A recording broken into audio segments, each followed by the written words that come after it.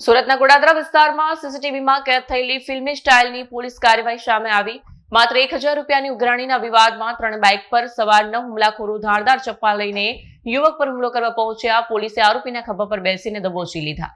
સુરતનું ગોડાદરા વિસ્તાર કોઈ હાઈ વોલ્ટેજ એક્શન ફિલ્મ કે ગેંગસ્ટર મૂવીના શૂટિંગ લોકેશનમાં ફેરવાયું હતું। સામાન્ય રીતે કોઈ મોટી ગુનાહિત ઘટના બની ગયા પછી પોલીસ ઘટનાસ્થળે પહોંચતી હોય છે, પરંતુ સુરત પોલીસે અદ્ભુત સતર્કતા દાખવી ગણતરીની મિનિટોમાં હુમલાખોરોને રસ્તા પર જ દબોચી લીધા। હુમલો કરવા આવેલા બદમાશો બાઇક પરથી ફંગોળાયા અને પોલીસે તેમની પાછળ ફિલ્મી સ્ટાઇલમાં દોડી તેમને જમીનદોસ્ત કર્યા। આ સમગ્ર ઓપરેશનના લાઈવ સીસીટીવી ફૂટેજ સામે આવ્યા છે। સીસીટીવી ફૂટેજમાં દેખાતા દ્રશ્યો કોઈ પણ નાગરિકને હચમચાવી દે તેવા ભયાનક છે।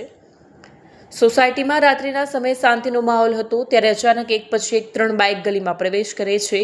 દરેક બાઇક પર 3 એટલે કે કુલ 9 જેટલા અસામાજિક તત્વો હતા।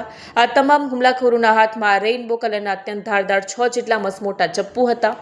તેઓ ફરિયાદી સચિન ચૌધરી પર જીવલેણ હુમલો કરવાના સ્પષ્ટ ઈરાદે આવ્યા હતા। હુમલાખોરોનો આ આતંક જોઈને સોસાયટીના રહીશોમાં ભારે ફફડાટ અને ભયનો માહોલ ફેલાયો।